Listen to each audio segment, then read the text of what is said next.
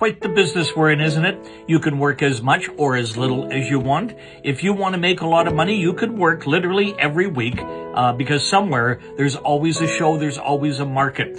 Somewhere in the country, there's something going on that requires your talents. It's a matter of what do you want.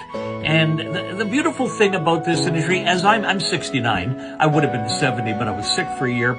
But as I get older, I may not want to work as much as I used to, but I can work as much as I want to. And with old age security, well, that is kind of like a gift. I mean, I told them I lasted longer than they thought I would, so now they're paying me. And, you know, there are some countries that you can use your old age security and live off it. I mean, there's places like Thailand, there's places like Cuba, Costa Rica, Portugal, where the government will pay you to live. And it's kind of an interesting scenario because while I don't want to retire, I also don't want to work every week anymore as well. And I just placed another order, so it's not like I'm quitting too soon. But wouldn't it be nice?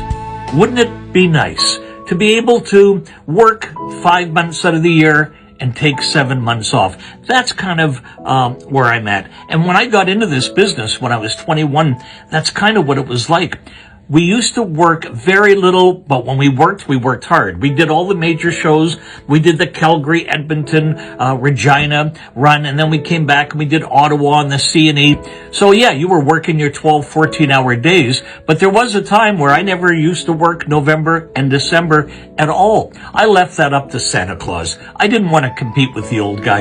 But now I'm at a stage in my life where, again, I don't have to work as much as I used to. Here's another thing. I know buying a house may be out of reach for a lot of people. So you know what? It doesn't mean you can't save, because maybe you're not saving to buy a car. Maybe you're not saving to buy a house. But you know what you're saving for? Your future life.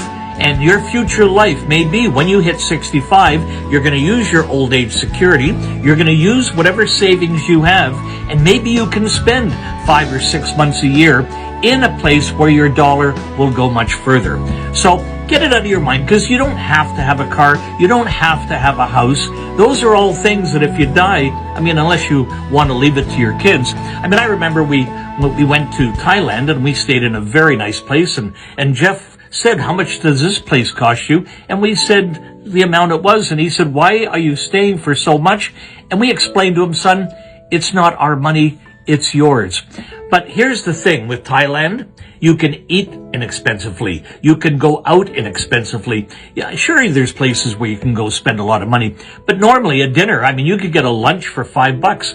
Right? So you could go out and have a great time, and something that would cost you close to $100 here will only cost you $20 there. So start looking at your saving, not for something you can't afford, for something that will in fact happen. So work, save, don't blow it all. Don't live, I mean, listen, it's okay to have a good time. That's what money's for. Money is for exchanging merchandise for things, which is what we want the customers to do.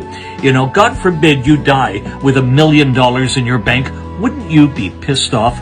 So make money, but have a good time, but put some aside. If you ever read The Wealthy Barber, read The Wealthy Barber. Put some aside and do it for your future self, the one that is going to live in Thailand or Cuba or Costa Rica for 6 months out of the year. It can be done. I may do it. I have to speak to Norma first, though.